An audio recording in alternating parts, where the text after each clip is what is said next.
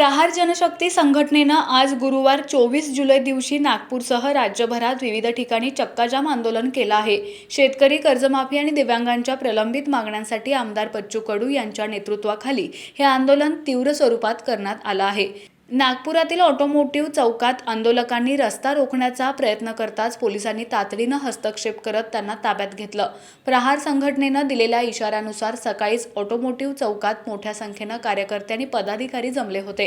हातात फलक घेऊन आणि जोरदार घोषणाबाजी करत त्यांनी परिसर दणाणून सोडला। शेतकऱ्यांची कर्जमाफी झालीच पाहिजे, दिव्यांगांना न्याय मिळालाच पाहिजे अशा घोषणांनी चौकात वातावरण तापलं होतं। आंदोलकांनी रस्त्यावर उतरून वाहतूक अडवण्याचा प्रयत्न करताच पोलिसांनी त्वरित कारवाई करत आंदोलकांना ताब्यात घेतलं। आमदार बच्चू कडू यांच्या नेतृत्वाखाली प्रहार संघटना शेतकऱ्यांच्या संपूर्ण कर्जमाफीसाठी आणि दिव्यांगांच्या विविध प्रलंबित मागण्यांसाठी सातत्यानं आवाज उठवत आहे। यापूर्वीही या संघटनेनं टप्प्याटप्प्याने आंदोलन करून सरकारचं लक्ष वेधण्याचा प्रयत्न केला आहे। आजचं चक्काजाम आंदोलन हे याच मालिकेतील एक महत्त्वपूर्ण पाऊल मानलं जातंय।